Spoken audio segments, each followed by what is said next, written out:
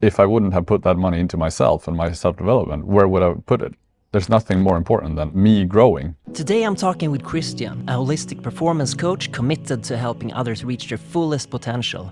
He shares insights from working with Tony Robbins, the importance of consistency, and tips for building a high-performance lifestyle. So if you want to become the best version of yourself, this episode is for you. I'm Jonatan, a lifelong learner and expat in Thailand. Let's dive in. I know that you have done some Tony Robbins courses. He has something called Mastery University. Yeah, that's the whole package of all of his events, but also it includes other small bits and pieces as well, but it's all of his events that are included into that. So mastery of health, wealth, the personal power within and unleashing that power, your values and all those things that we go through in Date with Destiny, the business mastery if you own a business, or even if you're employed somewhere, if you have a job. And they probably, have some special prizes when you attend an event, which is what I did from the beginning, and that's where they had like a special prize. It's all of his courses, and I think you have to do it in the time span of 2 years, I think. So it's like a 2-year university thing. Will you be like a graduate or get a diploma? You have it online on your portal page. You get those diplomas. You can recommend it? Yeah, for sure. They're really good. I mean, he's one of the biggest names in the industry in the world. So, I mean, it's really good.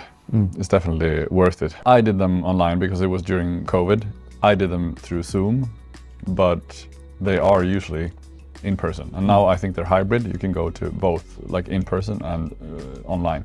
But yeah, what I realized also, one of the big takeaways as well, is that you really need to be consistent. It's not a one-time cure.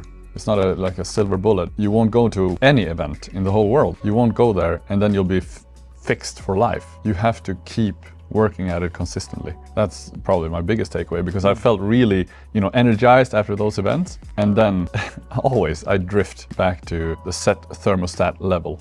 Really need to keep working at it. How are you able to keep working at it? Basically what you said, those good habits that work, cold showers, meditation, gratitude practice, working out, also being social, coming out of the house. You shouldn't be at home all the time. That closes you off from the world as well, and moving about, doing things. But also one of the big points is, of course, having a purpose, having a clear purpose. I mean, of course, I've doubted my decision of joining that many times, but in the end, I always arrive at the conclusion that if I wouldn't have put that money into myself and my self-development, where would I put it?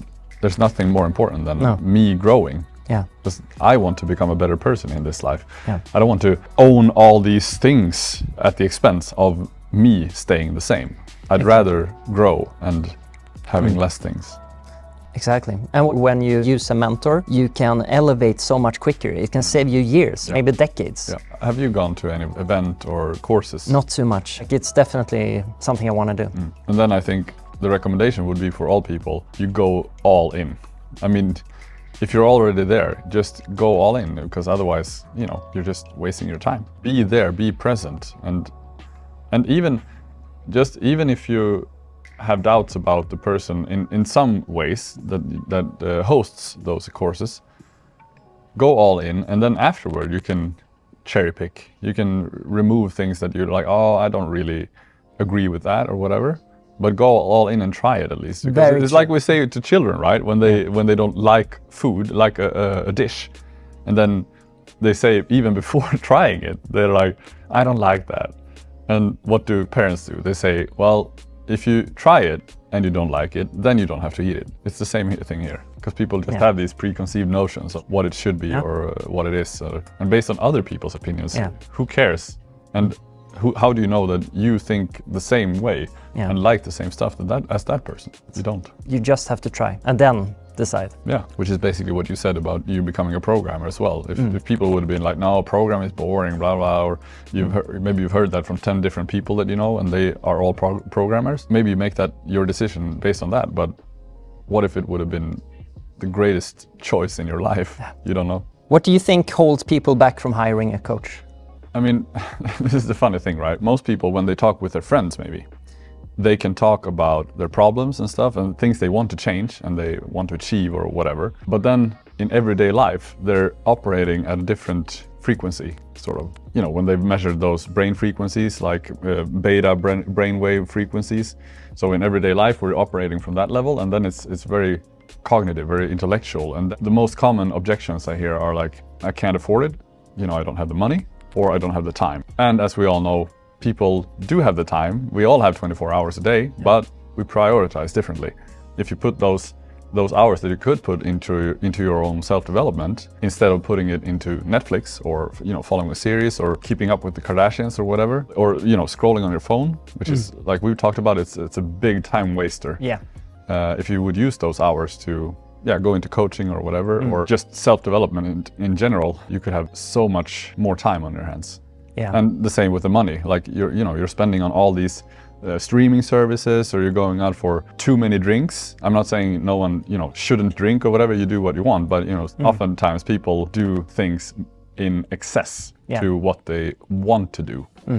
Or what they think they should do. I mean, you can also find places where you can save money, save time to put into your own self-development. Kev said to me, you got to find someone that you want to emulate. At least in some areas of life. Maybe you don't want to become a professional Premier League football player, but you want to reach a level of success in other areas, or use his tactics and strategies to reach a level within your area of accomplishment. And something you and me have been talking a lot about lately, the importance of high frequency and doing high frequency activities. You know, feeling gratitude is one of the highest ones, right? Right. So practicing gratitude, also doing those things that are difficult and scary, like speaking up and doing things that you're not comfortable with, even going to the gym and just pushing yourself, or even talking to random girls on the street or whatever. Yeah. It builds a positive momentum. Yes, because it will be scary, but you will feel proud of yourself afterward. Yeah. And it's not this, you know, fake ego pride where you boast to your friends and talk about how you made this much money, or you drive this new car, or have an expensive watch or whatever. It's actual pride from within, that you feel proud of what you've accomplished, what you've done. That you pushed yourself.